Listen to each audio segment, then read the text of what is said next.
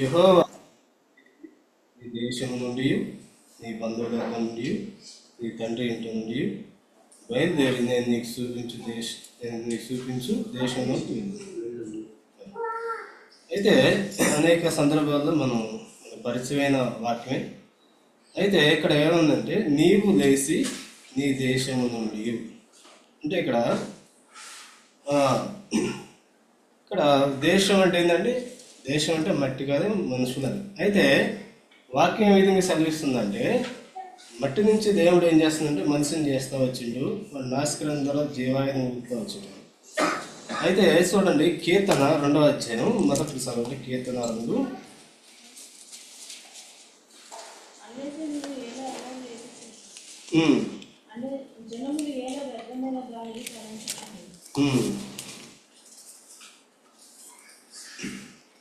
అన్ని జనులు ఎలా అల్లరి రేపుతున్నారు, జనులు ఎలా వ్యర్థమైన దాన్ని తలంచుతున్నారు. అయితే ఇక్కడ అబ్రహాం జీవితంలో మనం చూసుకున్నప్పుడు అన్ని జనులు అయితే వ్యర్థమైన ప్రజల మధ్య నుంచి దేవుడు ఏం చేస్తాడంటే నీవు లేచి నీ దేశము నుండి నీ మొదటి ఏంటంటే నీ దేశము నుండి అంటే ఇక్కడ ఏంది వ్యర్థమైన ప్రజలు ఉంటున్నారు, అన్నిలు ఉంటున్నారు. దేవుడి యొక్క ఉద్దేశము మన ఆరాధనలో కూడా చూస్తుంది. దేవుడి యొక్క ఉద్దేశము లేకపోతే దేవుడి యొక్క ఆలోచనలో లేకపోతే దేవుడి యొక్క ఉన్నతమైన ఉద్దేశం మానవుడి జీవితంలో చాలా ఉన్నతంగా ఉంటుంది అన్నమాట. ఎందుకు ఉండిద్దంటే దేవుడు మానవుడు ఈ లోక సంబంధంగా స్థిరపడాలని, అందుకే వాక్యం సెలవిస్తుంది కదా, ఒకడు సర్వలోకాన్ని సంపాదించుకొని యేసు ప్రభు లేకుండా లేకపోతే నిజ రక్షకుడిని అంగీకరించకుండా యేసు ప్రభుని తెలుసుకోకుండా ఈ లోకాన్ని విడిచిపెడితే అతనికి ఏంది ప్రయోజనం. అయితే ఇక్కడ కూడా ఆ అబ్రహాం జీవితంలో మనం చూసుకున్నప్పుడు ఈయన ఏం చేస్తా వచ్చిండు అంటే దేశం అంటే అన్ని జనుల్లో నివసించేవాడుగా ఉంటుండు. ఈ లోకంలో వ్యర్థమైన ప్రజలు ఉంటున్నారు, వ్యర్థంగా తలంచేవారి మధ్య ఉంటుండు. దాంట్లోంచి దేవుడు తనని ఎక్కడ తీసుకురావాలని, ఉన్నతమైన ఆలోచనలో తీసుకురావాలని, ఉన్నతమైన ఉద్దేశంలో తీసుకురావాలని, ఉన్నతంగా తనని వెచ్చించాలని, తనని అన్నిల నుంచి బయటకు తీసుకురావాలని దేవుడు ఉన్నతమైన ఉద్దేశం ఏమి. అయితే అలా తీసుకొచ్చిండు. ఏ విధంగా అయితే ఆ దేశం నుంచి విడిపిస్తూ వచ్చిండు, తర్వాత బంధువుల నుంచి విడిపిస్తూ వచ్చిండు, తండ్రి ఇంటి నుంచి. ఈ విధంగా ఒక వ్యక్తి అక్కడే స్థిరంగా ఉన్న వ్యక్తి లేకపోతే తను అక్కడే శాశ్వతం అనుకున్న వ్యక్తి, నేను ఇక్కడే స్థిరంగా ఉన్న వ్యక్తి వెంటనే ఆ మాట చెప్పగానే ఎవరైనా వస్తారా? అసలుకి ఎవరైనా వస్తారా? అయితే ఇక్కడ అబ్రహాం మనం చూసుకున్నప్పుడు తను ఏం చేస్తాడంటే వెంటనే లేస్తూ వచ్చిండు, అక్కడి నుంచి లేస్తూ వచ్చిండు. అయితే ఇక్కడ మన జీవితంలో కూడా దేవుడు కూడా ఈ లోకంలో ఎక్కడంటే పాపంలో మనం ఉన్నప్పుడు వ్యర్థమైన దాన్ని మనం వెతికేటప్పుడు కదా, ఉపయోగం లేని దాన్ని మనం వెతికేటప్పుడు దేవుడు నన్ను కూడా పిలుస్తూ వచ్చిండు అనమాట. పాపం నుంచి పిలుస్తూ వచ్చిండు, లోకం నుంచి పిలుస్తూ వచ్చిండు, లోకపు ఆశల నుంచి నన్ను పిలుస్తూ వచ్చిండు, సాతాను యొక్క అధికారం నుంచి నన్ను పిలుస్తూ వచ్చిండు. అందుకనే చూడండి ఇదే కీర్తనలో చెబుతాడు, 100వ కీర్తనలో కూడా చూడండి, మొదటి అధ్యాయం. సమస్త దేశములారా యెహోవాకు ఉత్సాహం చేడి సంతోషంతో సేవించుడు. ఇక్కడ అదే అంటారు సమస్త దేశములారా. దేవుడు ఉద్దేశం అది, దేవుడి సంకల్పం అది. అబ్రహాం జీవితంలో అదే దేవుడు ఉద్దేశం కలిగి ఉంటూ వచ్చిండు కదా. అందుకనే మనం వారి కుడికల్లో కూడా మనం వింటూ వచ్చాం. అబ్రహాం ఏ విధంగా జనములు తండ్రిగా చేసిండు, తను ఏ విధంగా ఆశీర్వదిస్తుండు, తన ద్వారాగా మరి లాజరు విషయంలో కూడా లాజరు కూడా చనిపోయినప్పుడు అబ్రహాం ఎంతగా దేవుడు హెచ్చిస్తూ వచ్చిండు, ఎంతగా దేవుడు గణపరుస్తూ వచ్చిండు అంటే ఎప్పుడైతే దేవుడి యొక్క పిలుపుకి లోబడతా వచ్చు, ఎప్పుడైతే దేవుడు చెప్పిన మాటకి వెనక తీయలేదు లేకపోతే ఇంక ఎదురు చెప్పలేదు, అక్కడి నుంచి వెంటనే తను ఎన్ని ఆశలు పెట్టుకోవడో తెలియదు కానీ, తనకి ఎన్ని కోరికలు పెట్టుకోవడో తెలియదు కానీ, తన బంధువుల విషయంలో ఏ విధంగా ఆలోచన కలగడో తెలియదు కానీ, తన తండ్రి విషయంలో తన అన్నదమ్ముల విషయంలో అన్ని విషయాలు ఏ విధంగా ఆశ కలిగి ఉండో తెలియదు కానీ, వెంటనే ఏం చేస్తూ వచ్చిందంటే అక్కడ ప్రజలు సరైన వారుగా లేరు, దేవుడు ఆలోచనలు వేరు, దేవుడు ఉద్దేశాలు వేరు. కాబట్టి ఏం చేస్తూ వచ్చిందంటే వెంటనే తనని పిలిచినప్పుడు అక్కడి నుంచి లేచి వచ్చిన వాడిగా మనం చూస్తూ ఉంటాం. అందుకనే మన జీవితంలో కూడా నిన్ను నన్ను కూడా పిలిచిండు. ఎక్కడ పిలిచిండు అని చూడండి, లోకాసు వార్త 15వ అధ్యాయం.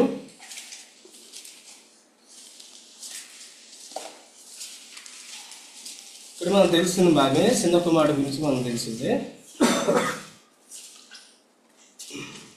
15:17. అయితే బుద్ధి వచ్చినప్పుడు వాడు తండ్రి యొక్క ఎంతో మంది కూలి వాళ్ళకు అన్నం సమృద్ధిగా ఉన్నది, నేనైతే ఇక్కడ ఆకలికి చచ్చిపోవచ్చున్నాను. నేను లేచి నా తండ్రి వద్దకు వెళ్ళి, తండ్రి, నేను పరలోకమునకు విరోధముగాను నీ ఎదుటను పాపం చేసింది, ఇక మీదట నీ కుమారుడని అనిపించుకోవటకు యోగ్యుడను కాను, నన్ను నీ కూలి వారిలో ఒకరిగా పెట్టుకోనమని అతనితో చెప్పుదని అనుకుని లేచి తండ్రి వద్దకు వచ్చింది.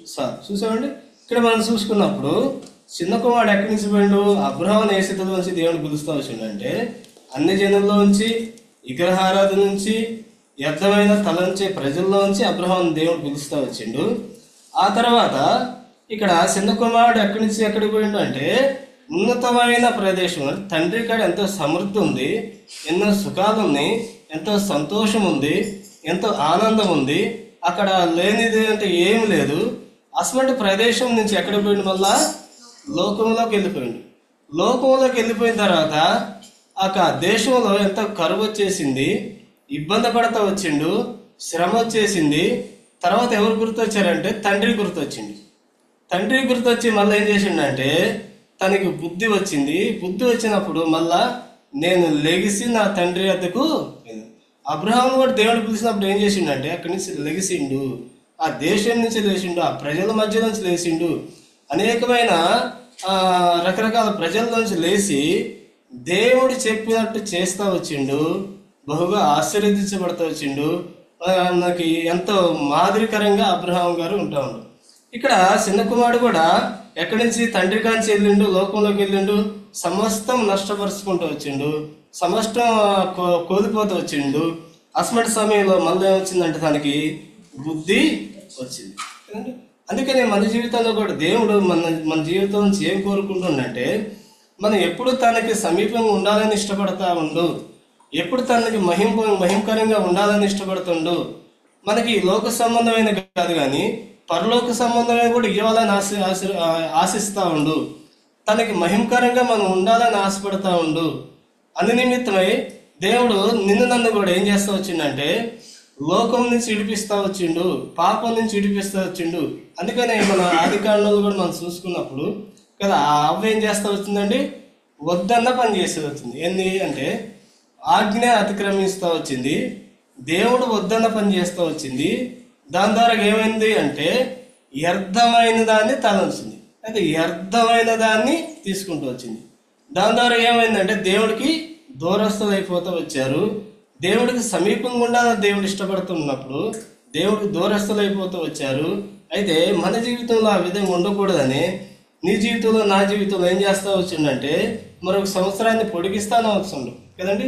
మరొక సంవత్సరాన్ని పొడిగిస్తూ వచ్చి అనేక రీతులుగా నిన్ను నన్ను ఏం చేస్తాడంటే బలపరిచేవాడుగా ఉంటుండు, నిన్ను ఆదరించే దేవుడుగా ఉంటుండు, నిన్ను స్థిరపరిచే దేవుడుగా ఉంటుండు, నిన్ను మళ్ళీ వ్యర్థమైన వాటి వైపు మనం వెళ్ళిపోకుండా, వ్యర్థమైన తలంచే వాటి వైపు మనం చూడకుండా వాక్యం ద్వారాగా, సంఘ ప్రార్థన ద్వారాగా అనేక రీతులుగా దేవుడు నిన్ను నన్ను ఏం చేస్తాడంటే ఆదరించేవాడుగా ఉంటుండు, నిన్ను నన్ను స్థిరపరిచేవాడుగా ఉంటుండు.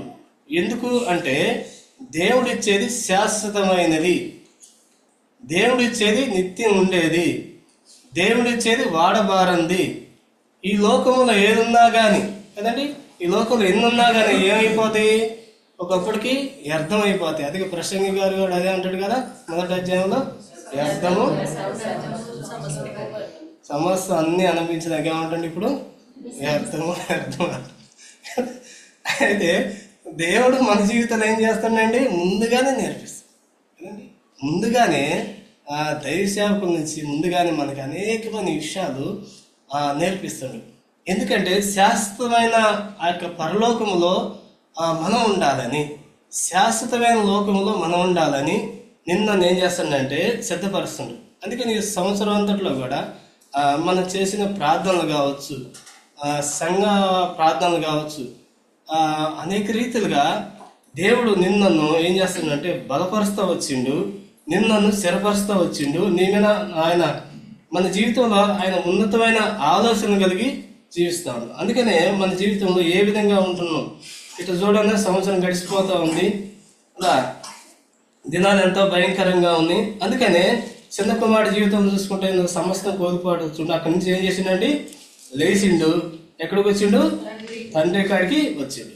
వచ్చినాక ఏం చేస్తుండు అంటే నేను తండ్రి పరలోకమునకును నీ మీదటను నేను పాపము చేసిన వాడును, ఇక మీదట నీ కుమారుణ్ణి అనిపించుకోవడం నేను ఏకుని కానే కాదు. అయితే ఇక్కడ ఏం చూస్తున్నావు అంటే నాకు ఏమాత్రం అర్హత లేదు, నేను ఏమాత్రం నేను నీ వద్దకు రాలేను, ఎందుకంటే నీ మాటకు నేను లోబడలేదు, నీ మాట నేను విధేయత చూపించలేదు అని తను ఏ విధంగా కుంగిపోతూ ఉన్నప్పుడు తండ్రి ఏం చేస్తూ వచ్చిండండి, వెంటనే దూరంగా ఉన్నప్పుడు చూసి పరిగెత్తుకుంటూ వెళ్ళి మెడ మీద పడి ఏం చేస్తాం, తన్ని ముద్దు పెట్టుకుంటాం. అది మనమైతే ఏం చేస్తామండి, మన పిల్లలు గట్ట ఆస్తి అడిగి తెస్తాం, మనం చెల్లి గవగోడి కదండి. మనం చూస్తాం అనేక రకంగా ఇప్పుడు న్యూస్లు చూస్తాం, ఎక్కువ సినిమా ఫ్యామిలీలో గొడవలు అయినప్పుడు రకరకాలుగా చూస్తాను. ఇస్తారండి, ఎవరైనా ఇస్తారా?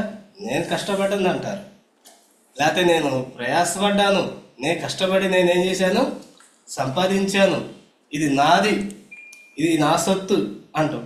అయితే ఇక్కడ తండ్రి ఏం చేస్తాడంటే పరలోకపు తండ్రి కూడా మన జీవితంలో కూడా అనేక రకంగా ఆశీర్వాదాలు ఆయన ఇస్తూ వస్తుంది అనమాట కదా. ఏ విధంగా అంటే దేవుడు తనకి మహిమకరంగా చేస్తూ వచ్చిండు మానవుణ్ణి, దేవుడు తనకి దీవెనకరంగా చేస్తూ వచ్చిండు, తన్ని ఆరాధించేవారుగా చేస్తూ వచ్చిండు, తన్ని మహిమపరిచేవారుగా చేస్తూ వచ్చిండు. అయితే ఈ మానవుడు ఏం చేస్తాడు, తప్పిపోతాడు. ఇక్కడ అబ్రహాము జీవితాలు మనం చూసుకున్నప్పుడు తను కూడా ఎట్టుందంటే లోకంలో కలిసిపోయేది, వ్యర్థమైన వాటిల్లో ఉంటుండు. వ్యర్థమైన వాటిలోంచి ఏం చేస్తూ వచ్చిండు, ఇప్పుడు లేచిండు అంటే లేచి ఏం చేస్తూ వచ్చిండు, తన్ని తీసుకొచ్చిండు. దేవుడు ఉద్దేశించిన ఉద్దేశాల్లోకి తీసుకురావాలని దేవుడు ఉద్దేశం. మనం ఏం చేస్తాం, మానవుడు నాకు ఇదే స్థిరమైంది, ఏదండి స్థిరమైంది, నాకు ఇదే స్థిరమైంది, ఈ లోకమే స్థిరమైంది, దీన్ని మించింది నాకు ఇంకేమీ లేదు అనుకుంటాం. అందుకని చూడండి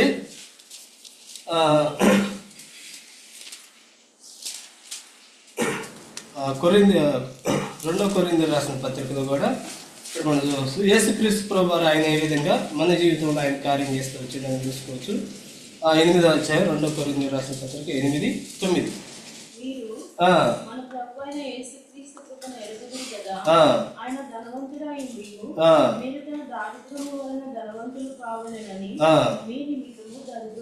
అది ఇంక యేసు ప్రభువారు నిన్నను ఏ విధంగా ప్రేమిస్తూ వచ్చిండంటే ధనవంతుడైన యేసు ప్రభువారు ఆయన ఏం చేస్తుండంటే దరిద్రుడిగా వచ్చిండు, ఏమి లేనివాడికి వచ్చిండు.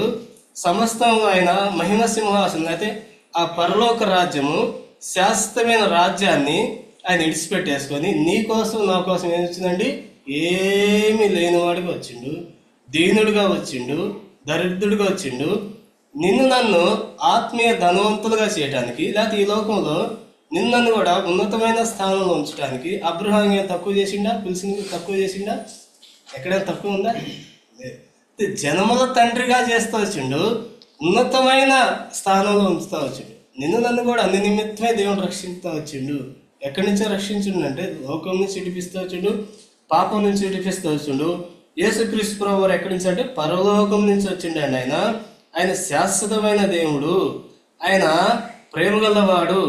ఆయన నిన్ను నన్ను పరలోక సంబంధమైన ధనవంతులుగా చేయటానికి ఆయన నీ కోసం నా కోసం ఏం చేసిందంటే ఆయన ఆ యొక్క సింహాసనం విడిచిపెట్టేసి, మహిమ సింహాసనం విడిచిపెట్టేసి నిన్ను నన్ను ధనవంతులుగా చేయటానికి, నిన్ను వ్యర్థమైన వాటిలోంచి విడిపించడానికి, నిన్ను తన యొక్క మహిమకరంగా చేయటానికి, సదాకాలం యేసు ప్రభుతో నువ్వు నేను ఉండాలని ఆయన ఏం చేస్తూ వచ్చిండంటే ఆ యొక్క పరలోకం విడిచిపెట్టి నీ కోసం నా కోసం దీనుడిగా వచ్చింది. అందుకని మనం చూసుకోవచ్చు, కన్యకు గర్భవతమును కుమారుడుగాను ఆయనకు ఇమానుయేలు, అంటే ఇమానుయేలు దేవుడు మనకి తోడు. తన ప్రజల్ని ఆయన తన పాపం నుంచి ఆయనే రక్షించును, ఆయనకి యేసని. అంటే ఆయన ఏ విధంగా అయితే మనకు తోడుగా ఉన్న దేవుడుగా ఉండు, సమస్తాన్ని ఆయన నాకు అనుగ్రహించేవాడుగా ఉంటుండు. అందుకని చూడండి, మొదటి కొరింథీ రాసిన పత్రిక 15వ అధ్యాయం, తెలిసిన బాగానే 15వ అధ్యాయం 55వ వచనం.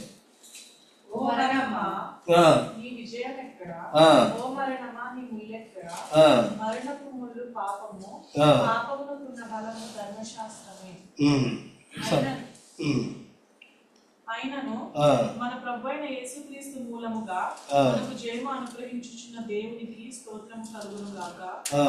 కాగా నా ప్రియ సహోదరులారా, మీ ప్రయాసము ప్రభునందు వ్యర్థము కాదని ఎరిగి స్థిరులను కదలని వారును ప్రభు కార్యాభివృద్ధి యందు ఎప్పటికీ ఆసక్తులున్నై ఉంటుంది. అయితే ఇక్కడ యేసుక్రీస్తు ప్రభు ఏ విధంగా జన్మిస్తూ వచ్చిండు, తర్వాత ఆయన ఏ విధంగా మరణిస్తూ వచ్చిండు. ఓ మరణమా నీ విజయము ఎక్కడా? యేసుక్రీస్తు ప్రభు వారిని శత్రువు ఎంతగానో మరణానికి అప్పగించినప్పటికీ శత్రువుకి విజయం రాలేదు, కానీ యేసుక్రీస్తు ప్రభు వారు విజయంగా ఉంటూ వచ్చిండు, మరణాన్ని జయిస్తూ వచ్చిండు. తర్వాత ఓ మరణమా నీ ముళ్ళెక్కడా? మరణపు ముళ్ళు పాపము, పాపానుకున్న బలము ధర్మశాస్త్రమే. అయినాను ఆయన మన ప్రభు అయిన యేసుక్రీస్తు మూలంగా మనకు జయము అనుగ్రహిస్తున్నాడు. దేవుడికి ఏం కలగాలండి? ఇప్పుడు సూత్రం కలగాలి. కాగా నా ప్రియ సహోదరులారా, మీరు మీ ప్రయాస ప్రభునందు వ్యర్థం కాదని ఎరిగి సిరులను కదలవారును ప్రభు యొక్క కార్యాభివృద్ధి అందు ఎప్పటికీ ఆసక్తులై ఉండు. అయితే ఇక్కడ చూసుకుందాం, ఈ సంవత్సరం అంతట్లో కూడా దేవుడు మనం రక్షించే కాంచి కూడా మన అనేక రీతిలో నడిపించినప్పుడు కూడా మనకు ప్రయాస ఏం కాలేదండి? వ్యర్థం కాలేదు. ఎందుకు అర్థం కాలేదు మన ప్రయాస అంటే, అబ్రహాం దేవుడు పిలుచుకుంటూ వచ్చిండు, అబ్రహాం యొక్క స్థితిని చూస్తూ వచ్చిండు, మన యొక్క స్థితిని కూడా దేవుడు ఏం చేస్తూ వచ్చిండు? చూస్తూ వచ్చిండు. ఎన్ని ప్రార్థనలు జవాబిస్తుండు దేవుడు, ఎంతగా అద్భుతాలు చేస్తూ వచ్చిండు. సంఘం ద్వారా నా యొక్క వ్యక్తిగత జీవితంలో అనేక రీతులుగా ఆదరించబడుతూ వచ్చాను, అనేక రీతిలుగా బలపరుస్తూ వచ్చాను. శ్రమల ద్వారాగా లేకపోతే విరుకుల ఇబ్బందుల ద్వారా కూడా ఆదరించబడుతూ వచ్చాను. అంత విధంగా శత్రు దాడి చేస్తున్నప్పటికీ కేవలము ఏం చేస్తూ వచ్చిందంటే, కాగా ఏమంటున్నాడు ఇక్కడ, కాగా నా ప్రియ సహోదరులారా మీ ప్రయాస ప్రభువునందు. మన ప్రయాస ఎక్కడ ఉండాలండి? ప్రభువునందు ఉండాలని. అది వ్యర్థం కాదు. ఎప్పుడైనా మనం చేసే ప్రార్థన కావచ్చు, సంఘంలో చేస్తున్న పరిచర్య కావచ్చు, సువార్త పరిచర్య కావచ్చు, సంఘంలో ఏది చేస్తున్నప్పటికీ దేవుడు ఏ విధంగా అయితే అబ్రహాంని అన్య జనుల్లోంచి ఈ లోకం ఆశ నుంచి అల్లరి లేపల నుంచి ఏ విధంగా విడిపిస్తూ వచ్చిండో, నిన్ను నన్ను కూడా యేసుక్రీస్తు ప్రభువారు ధనవంతుడైన యేసు ప్రభువారు ఆయన దరిద్రుడిగా వచ్చిండు, ఏమి లేనివాడిగా వచ్చిండు, దీనుడిగా వచ్చిండు, మనకు తోడై ఉన్న దేవుడు ఏం చేస్తావచ్చు? నిన్ను నన్ను కూడా మనం రక్షించిన తర్వాత మన ప్రార్థనలు లేకపోతే మన ప్రయాస, ప్రభువులో ఉన్న మన ప్రయాస లోకానుసారమైన ప్రయాస కాదు, కానీ ప్రభువులో ఉన్న మన ప్రయాస దేవుడు వ్యర్థం కానీయుడు.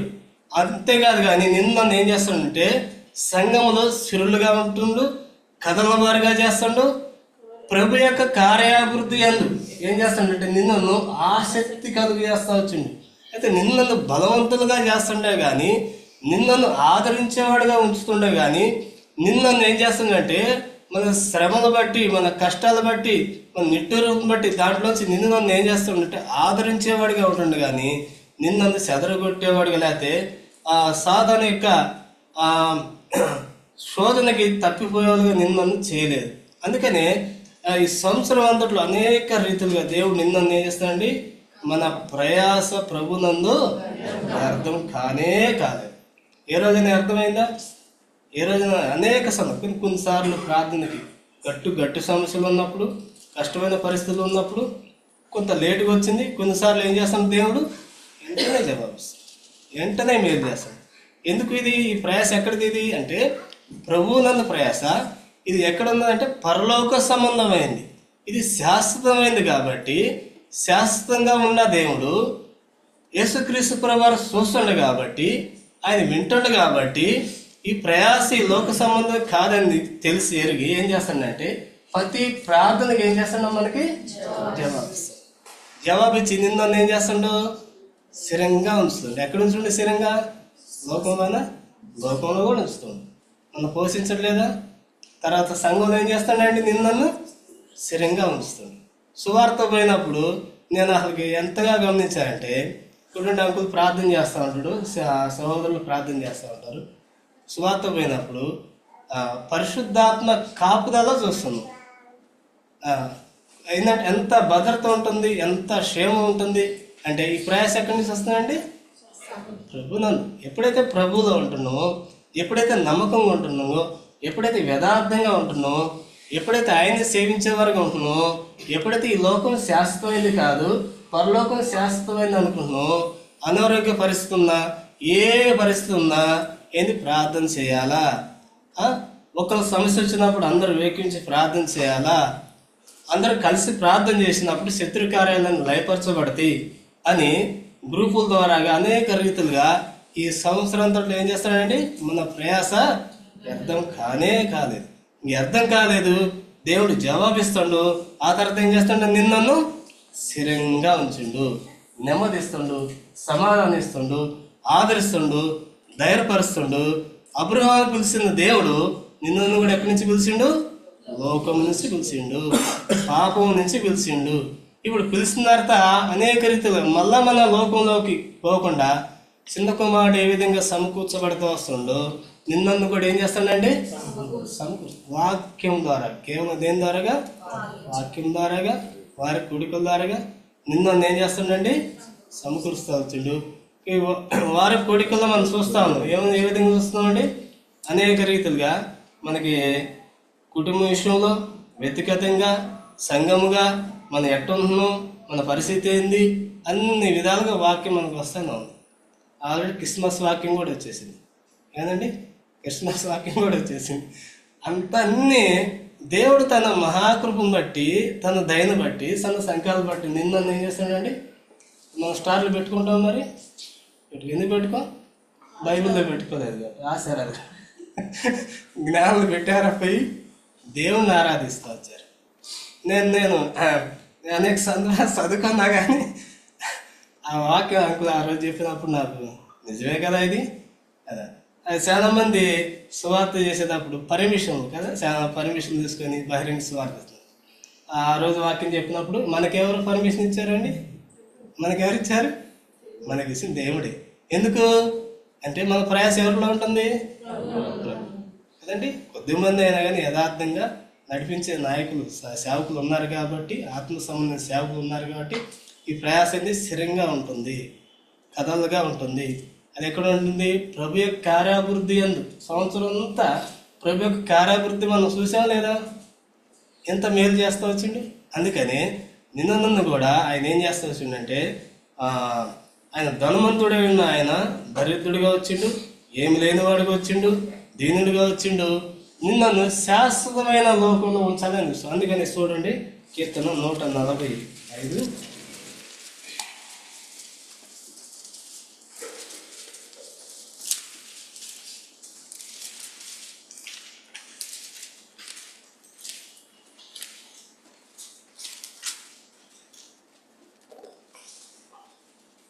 కీర్తన 145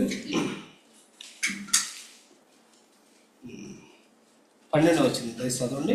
నీ భక్తులు నీ రాజ్య ప్రభావమును గూర్చి చెప్పుకొందురు, నీ శౌర్యమును గూర్చి పలుకుదురు. నీ రాజ్యము శాశ్వత రాజ్యము, నీ రాజ్య పరిపాలన తరతరములు నిలుచును. అదే అండి కదా, ఆయన రాజ్య పరిపాలన ఎస్పెడదంట తరతరాల నుంచి. అందుకని అబ్రహాముని ఎక్కడి నుంచి పిలిచిండండి? లోకం నుంచి పిలిచిండు. ఎందుకు పిలిచిండు? లే అక్కడి నుంచి కదా, లోకం నుంచి, లోక ప్రజల నుంచి మీరు అక్కడి నుంచి లేచినాక నేను ఎక్కడ తీసిపోతా ఇప్పుడు నేను అంటే నేను చెప్పినట్టు చేయాలి అంతే. ఏం చేయాలండి? దేవుడి ఉద్దేశం ఒకటే, దేవుడి ఆలోచన ఒకటే. కానీ మన ఆలోచన ఏంటంటే రకరకాలుగా తిరుగుతాయి. ఈయనెందుకు ఇప్పుడు ఎందుకు పిలుతుండు, మా వాళ్ళు నిడిచిపెట్టి నేను ఎట్లా రావాలా, ఇదేంది అదేంది అనుకున్నాను. కానీ దేవుడి ఆలోచన చాలా ఉన్నతమైంది. వెంటనే లేచి వచ్చిండు, తనని ఆశీర్వదిస్తూ వచ్చిండు, తను దీవిస్తూ వచ్చిండు. ఏ విధంగా దీవిస్తుండండి? తర్వాత ఒకరు ఇక్కడే చూసుకుంటే ఒకసారి 4వ అధ్యాయం ఇదే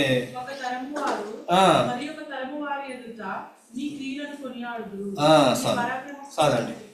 ఒక తరం వారు మరొక తరం వారు ఎదుట నీ క్రియలను కొనియాడు. ఇప్పుడు అబ్రహాం ఏ విధంగా పిలుస్తూ వచ్చిండో ఇప్పుడు మనం బట్టి ఏం చేస్తున్నాం? అబ్రహాం దేవుడు, ఇసాక్ దేవుడు, యాకోబు దేవుడు. ఏ విధంగా ఆ విధంగా ఆశీర్వదిస్తూ వచ్చిండు, ఏ విధంగా మేలు చేస్తూ వచ్చిండు. ఎందుకంటే లోబడుతూ వచ్చారు. వాళ్ళ ప్రయాస ఈ లోకపరంగా ఉండకూడదని, ఆ దాంట్లోంచి విడిపించాలని దేవుడు ఉన్నతమైన ఆలోచన కలిగి అబ్రహాం పిలుస్తూ వచ్చిండు. బంధువుల నుంచి పిలుస్తూ వచ్చిండు, తల్లి ఇంటి నుంచి పిలుస్తూ వచ్చిండు, అందరి నుంచి పిలుస్తూ వచ్చిండు.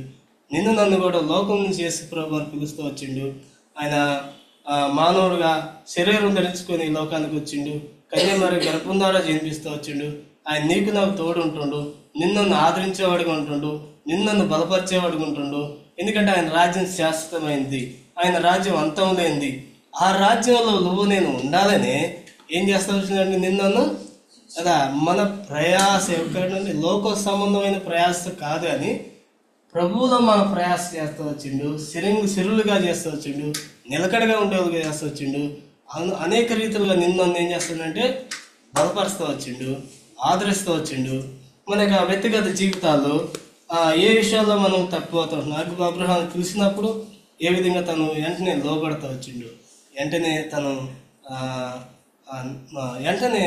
ఎస్ ప్రభా నేను ఉన్నా అని వెంటనే ఆ పరిస్థితుల్లో లేచి వచ్చిండు. చిన్న కుమారుడు కూడా ఏం చేసిండండి? సమృద్ధి గలదే ఉంది, అక్కడి నుంచి ఎక్కడ పోయిండు? లోకంలో వెళ్ళిండు. తర్వాత నష్టం వేసింది, తర్వాత ఎక్కడికి వచ్చిండు? మళ్ళా నిన్న కూడా అదే రీతిగా మనం కొన్నిసార్లు రక్షించబడ్డప్పటికి అనేక రీతిలుగా మనం ఉన్నప్పుడు, రకరకాలుగా ఆలోచన కలిగి మనం ఉన్నప్పుడు మళ్ళీ ఏం చేస్తాడు? వాక్యం ద్వారా నిన్ను లోకం నుంచి సమకూరుస్తూ ఉండు, నిన్ను ఆదరిస్తూ వచ్చిండు, నిన్ను స్థిరపరుస్తూ వచ్చిండు. అందుకని ఏమంటుండంటే సమస్త దేశములారా యెహోవాకు సహధని చేయుడి. అందుకే నన్ను కూడా శాశ్వతమైన రాజ్యం కొరకు దేవుడు అనాథలుగా విడిచిపెట్టలేదు. కానీ ఏం చేస్తూ వచ్చిండంటే సంఘం ఇచ్చిండు, సావాసం ఇచ్చిండు, దైవసేవకుల నుంచి నిన్నను అనుదిన జీవితంలో నిన్ను ఏం చేస్తుండంటే మన కన్నీరు, లేకపోతే మన దుఃఖం, మన కుంగుదల, లేకపోతే మనం కొన్ని పరిస్థితులు ఎవరో చెప్పుకోలేని పరిస్థితులు కూడా ఉన్నప్పుడు అటువంటి పరిస్థితుల్లో నన్ను దేవుడు ఏం చేస్తాడంటే మన యొక్క విశ్వాసంలో మనం స్థిరంగా ఉన్నప్పుడు, లేకపోతే ప్రభువునందే మన ప్రయాసం ఉన్నప్పుడు నన్ను ఏం చేస్తాడంటే స్థిరంగా చేస్తుండు, కథల వారిగా చేస్తుండు. ప్రభు యొక్క కార్యాలు మనం చూసేలాగా, లేకపోతే ప్రభు యొక్క అద్భుతాలు మనం చూసేలాగా ఈ లోకంలో మనం చూస్తూ ఉన్నాం అన్నమాట. ఆ రీతిగా ఆత్మీయంగా నిన్ను కడుతుండు, బలపరుస్తూ ఉండు. మనం ఏ విషయాల్లో మనం తప్పిపోతూ ఉంటున్నాం, ఎందుకంటే ఏ విషయాల్లో ఆయనకి లోబట్టలేదు, ఏ విషయాల్లో ఆయన చెప్పిన మాట మనం విధేయత చూపించలేదు, లేకపోతే ఏ విషయాల్లో మనం ఆ పిలుపు, లేకపోతే దేవుడు పిలిచినప్పుడు, లోకం నుంచి పిలిచినప్పుడు, లేకపోతే అనేకమైన పరిస్థితుల్లో మనం ఉన్నప్పుడు, లేకపోతే మనం చేసే ప్రార్థన వ్యర్థమైపోతుంది, దేవుడు ఆలకిస్తుందా లేదా అని అనేక రకమైన సందేహాలు కూడా మన జీవితంలో వచ్చినప్పుడు ఏం చేస్తుందంటే మన ప్రయాస ప్రభువునందే ఉంటుంది. అందుకని మత్తయి సువార్త చూడండి, మత్తయి సువార్త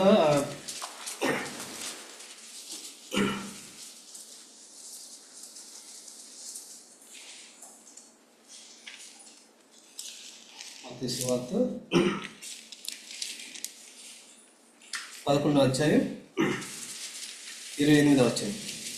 ప్రయాసపడి భారం మోసుకొచ్చిన సమస్త జనులారా నా యొద్దకు రండి, నేను మీకు విశ్రాంతి కలుగజేయుదును. నేను సాత్వికుడను, ఉండను. ఆ. దీన మనసు గలవాడను గనుక ఆ. మీ మీద నా కాడి ఎత్తుకొని ఆ. నా యొద్ద నేర్చుకొనుడి, ఆ. అప్పుడు మీ ప్రాణములకు విశ్రాంతి దొరుకును. ఏలయనగా నా కాడి సులువుగాను నా భారము తేలికగాను ఉన్నది. అది ప్రయాసపడి భారం మోసుకొని సమస్త జనులారా. అయితే దాంట్లోంచి నిన్ను నన్ను ఏం చేస్తుండండి, క్రమక్రమంగా విడిపిస్తూ ఉండు, ఆదరిస్తూ ఉండు నిన్ను.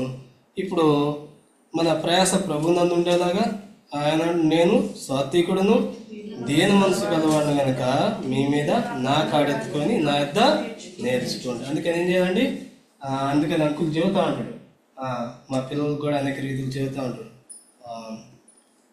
వాక్యం విని మెసేజ్ పెట్టమని యవనస్తులు చెబుతూ ఉంటాడు. ఏం చేయాలంటే నేర్చుకోవాలి. ఎప్పటికీ నేర్చుకోవాలి, మనం ఎప్పుడు నేర్చుకుంటూ ఉండాలి కదండి. నేను ఆ వాక్యం చదివినప్పుడు ఏమర్థమైంది, ఏం అర్థం కాదు కదండి, ఏం అర్థం కాదు. మళ్ళీ సంఘానికి వచ్చినప్పుడు వాక్యం ఉన్నప్పుడు దేవుడు అద్భుత రీతిగా చదివిన వాక్య భాగాల నుంచి దేవుడు మాట్లాడినప్పుడు ఈ వాక్యం ఈ విధంగా ఉందా లేదా ఈ విధంగా ఉందా అర్థమైంది.